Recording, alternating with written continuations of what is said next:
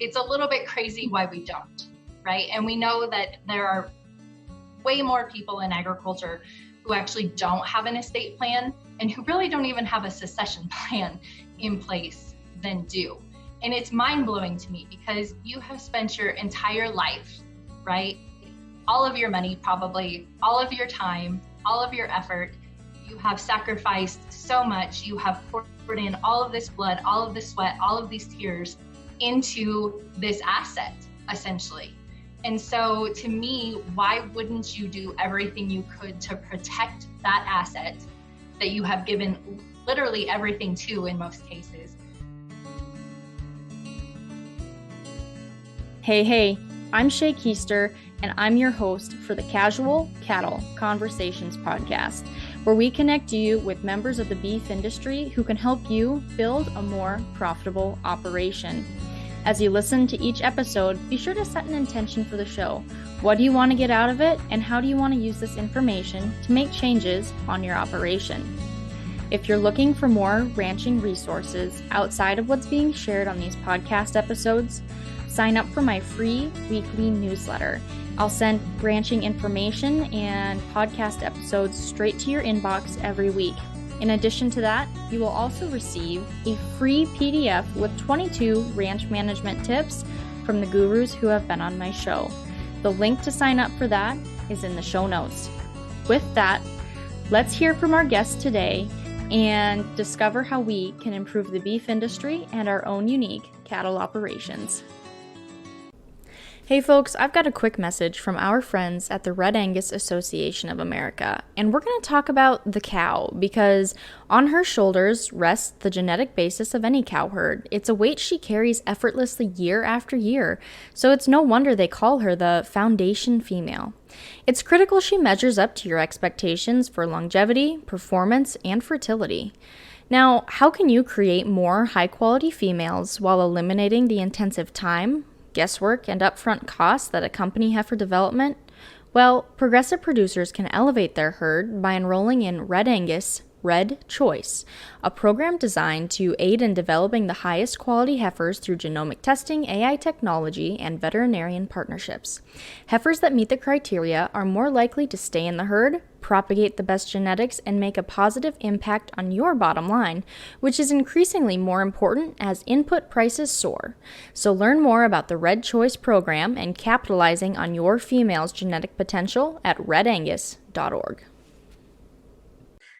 All right, Kacy. Well, thanks for joining the show today. You've been on my list for a while to have on, and we're going to talk about succession planning, which I know is, well, should be an important conversation for all cattle producers, but is especially close to your heart as well. So before we kind of dive into that topic, can you kind of talk about, your role in the industry? You're a Jill of all trades. You've done a lot of things. So talk a little bit about what you're doing in the beef industry today and kind of your experience with succession planning and other careers as well. Absolutely. And I'm excited to finally get to be here with you. So this is an exciting day for me too. But so in a previous life, before I came back to the ranch full time about 6 years ago, I did a lot of different things. I worked in higher education for a long time. I was an extension agent for several years. And so professionally, I had the opportunity to work with succession planning and estate planning and kind of having some of those conversations with the producers in my area who would come in and ask questions and want advice. I also worked a little bit with a leadership education and development program for people who were associated or directly in agriculture. And so, one of the big sessions that we did with them was focused almost entirely on estate planning and succession planning and having those conversations. So I did have kind of this professional background in it before it became something very personal to me. My family actually got involved in estate planning back in the late 1990s, early 2000s, when we knew my grandmother was probably going to pass away soon. And just being in the position of understanding that we were not financially capable of being able to inherit land and absorb those estate taxes, that we were going to have to pay those inheritance taxes. And so we set up, or my dad and my grandma set up a very simple limited liability company. Didn't have a lot of bells and whistles, but just as a way to be able to transition and pass that land and keep it in the family. I'm generation number 4 here on the family ranch. I work, with my dear sweet daddy-o, who's about to be 79. And so it's he and I. And so there's a lot of history here, and you hate to see that go away just because you couldn't hold on to it. And since I've come back home, I've had the opportunity to really dive into advocacy for the industry. I spend a lot of time on particularly Instagram, where we just kind of share our life, or I share our life and what we're doing here on the ranch. I've had the opportunity to go through, the top of the class program, which is an extension of MBA. Had the opportunity now this year to serve as a trailblazer representing the National Beef Checkoff. And then in my spare time on the side, I try to have a speaking business where I travel around the country and speak to groups about, in particular, this area I'm passionate about, which is the importance of estate planning, and really share what can happen to you if you don't do it and maybe don't get it right the way that you should. Well, thank you for talking about your background. You do a lot of different things, and you're a travel addict as well. So I enjoy following along on your adventures on Instagram. No, and that's 10 miles past nowhere, correct? It is. I don't know if you're recording this on my shirt, the number 10 miles past nowhere. It's a very apt description of where we live. So that's why I came up with it. And that's in Wyoming, correct? We are. Yep. We live in Southeast Wyoming. All right. So, you brought up that there's succession planning and estate planning. Would you give simple definitions of the two and why they're different? Because I feel like sometimes when we have these conversations, they get lumped together, but there is a difference. There is. So succession planning is more about the people, like the who's going to take it over, the conversations that you navigate maybe with kids or grandkids or nieces and nephews about who is going to take over the ranch, and are they prepared to do that? Do they have the management experience? Do they have the business background? Do they understand how to keep the books? Do they understand, how to bring the crop in or raise the cows or whatever, and making sure they're prepared with all of those tools to kind of really manage and run the operation. That to me is what succession planning is. It's the next person in line. Whereas estate planning is really about protecting the assets to be passed on. The land, the machinery, the livestock, maybe, whatever those things are that would be a part of a typical person's estate, those physical things that you need to transition on to the next person. And so the estate planning piece is really kind of, maybe setting up a legal entity or a structure that allows you to be able to do that.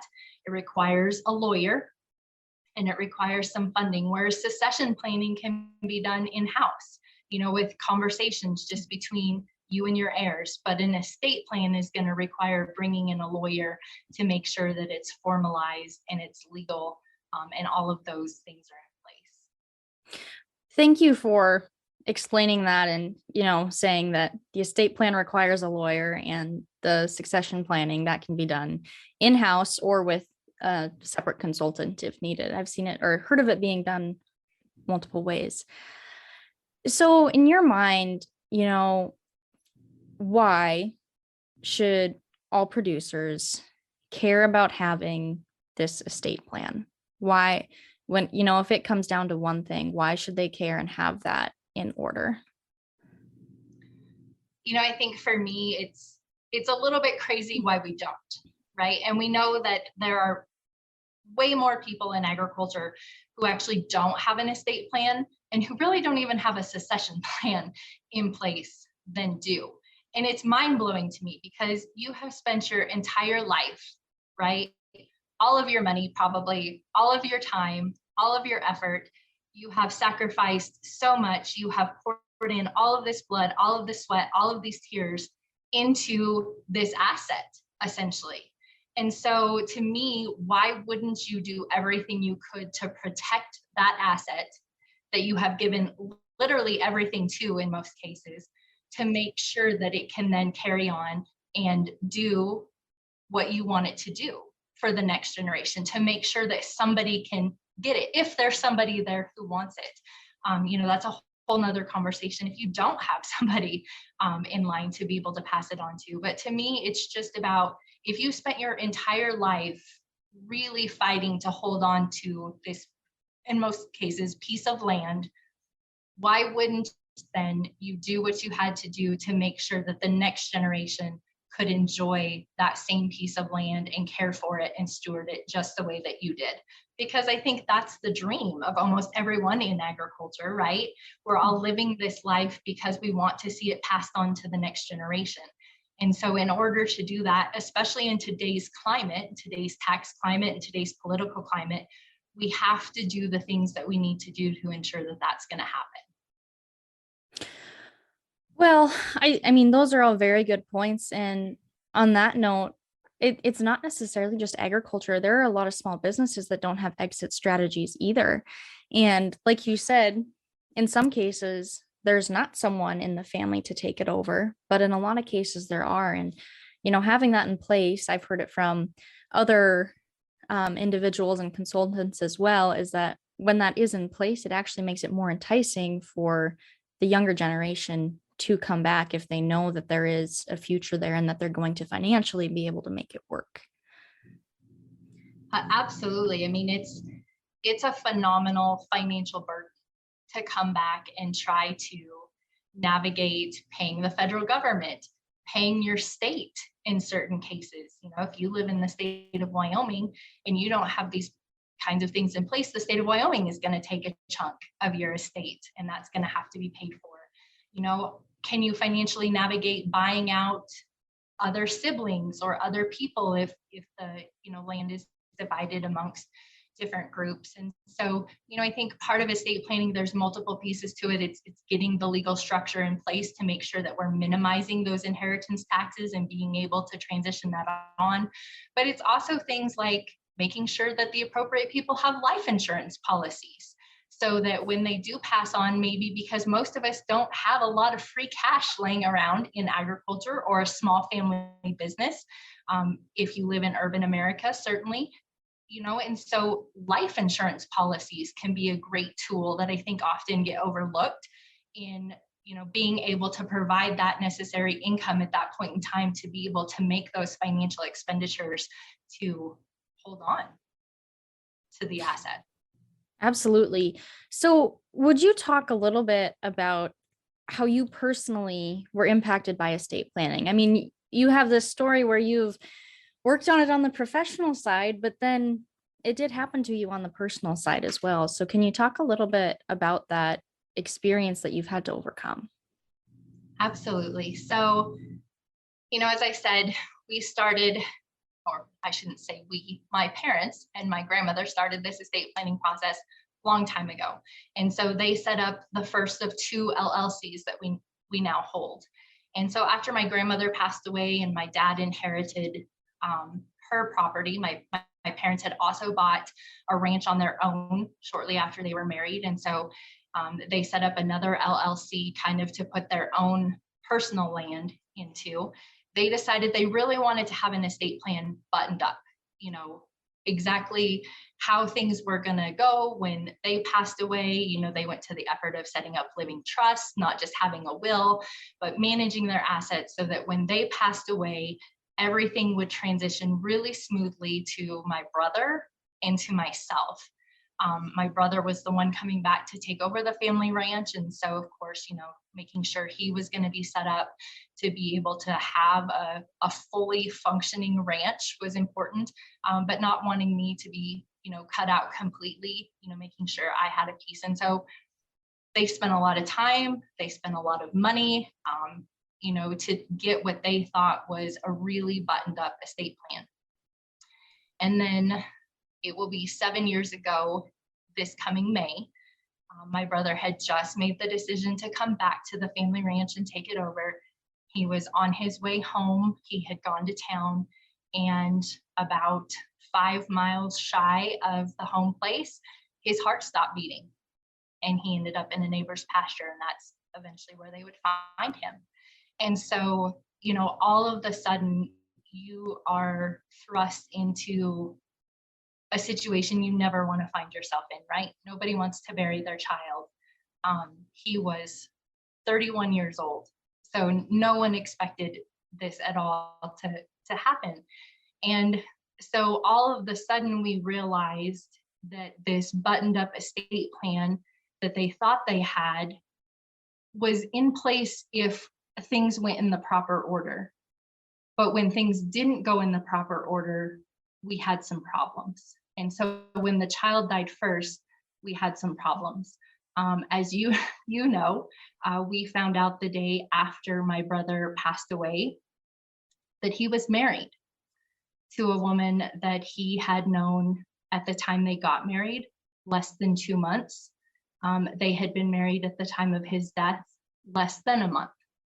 And so, that was a situation we certainly hadn't planned for in our estate plan. And what happened after that, because of the decisions made by the person that he married, the way that the laws were in the state of Wyoming, all of a sudden we found ourselves in a mess.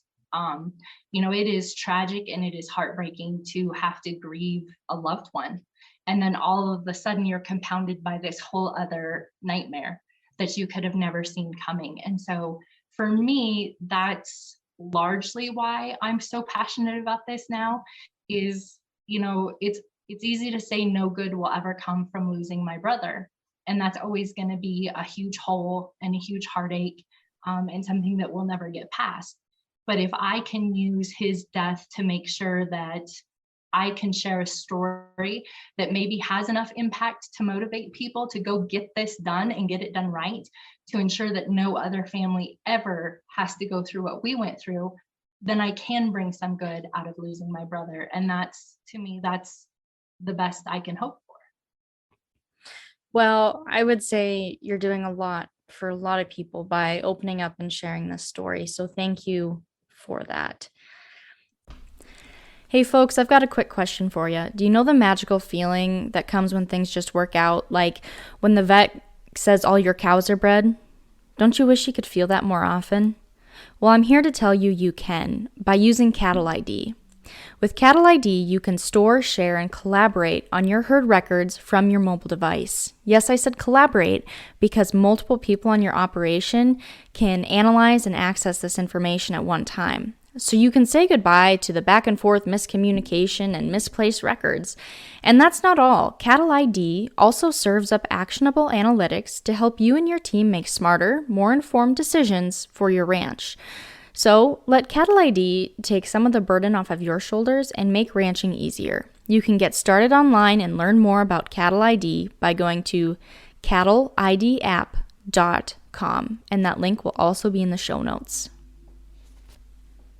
So as you kind of look back, because you said it happened out of order, hindsight's 2020, looking back, what could have you done different in the state of Wyoming, because states are different, what could have you done different to help button that up even more because things happened out of order? So when people ask me, I'm going to answer your question, maybe not in the way that you exactly expect me to, but the number one piece of advice that I always give to people when they come up to me and they say, what's the number one takeaway? And I always say, find the right lawyer. Find the right lawyer. The lawyer that my parents chose, he was handy. He was local. He was a phenomenal lawyer in a lot of ways.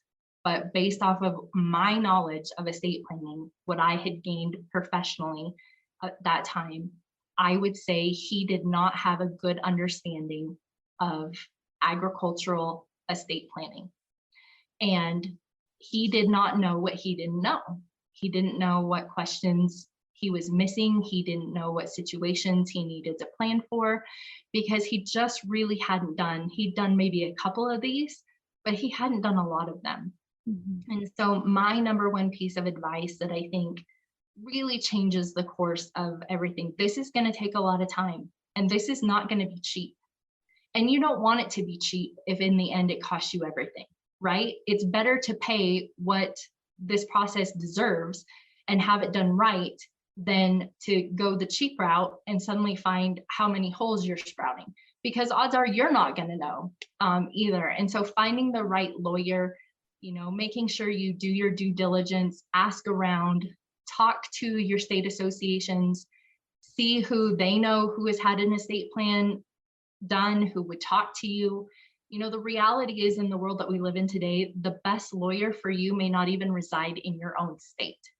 And people are always like, whoa, wait a minute, I can use a lawyer out of state.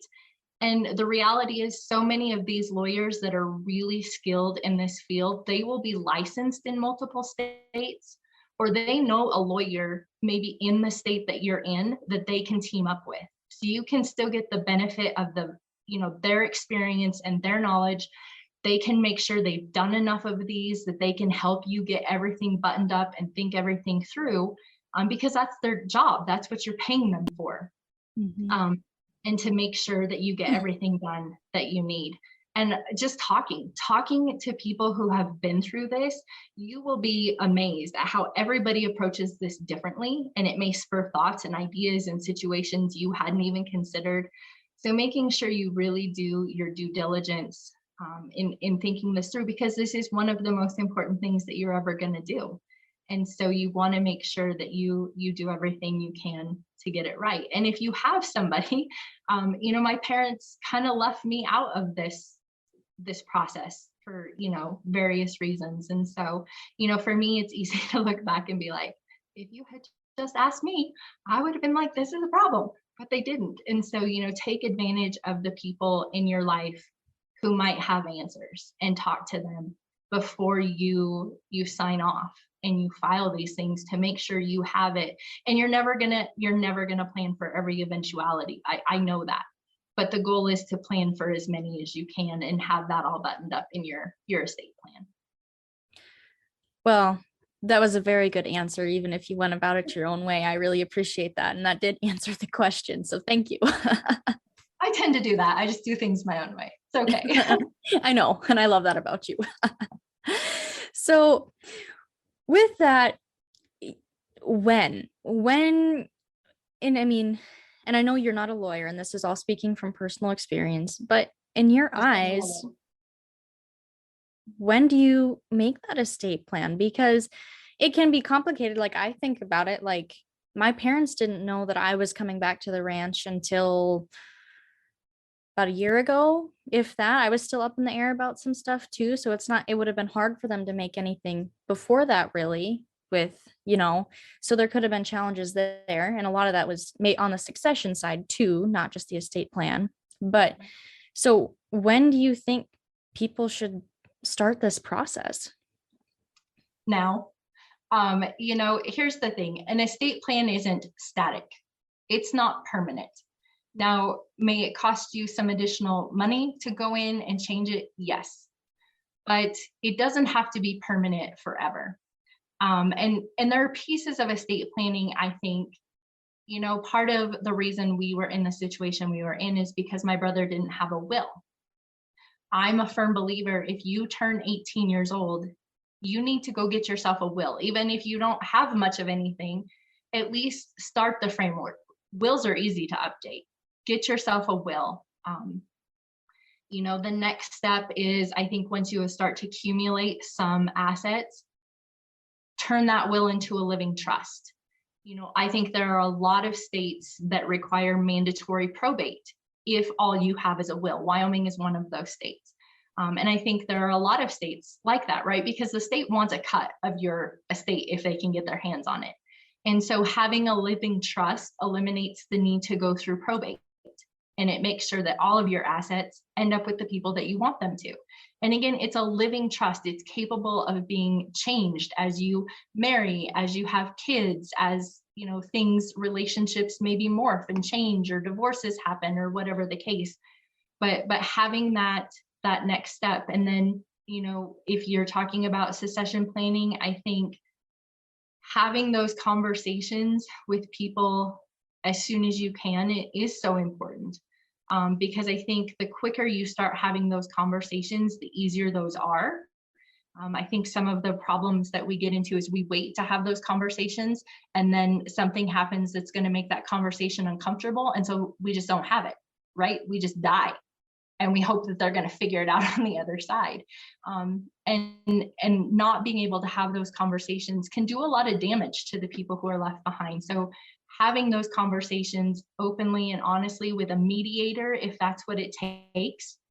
A lot of states have mediators on staff through their Department of Agriculture that will come in and help you navigate those conversations to make sure that they stay calm and whatnot. But so that everybody knows, and you kind of have a plan. And I think at bare minimum, get some sort of estate plan set up that at least protects the land.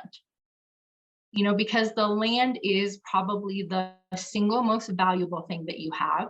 It's the biggest thing you have. You don't have to put everything into your estate. The 2 LLCs that we have personally, the only thing that they contain is the land, right? My parents have maintained ownership of their cows. I have maintained ownership of my cows.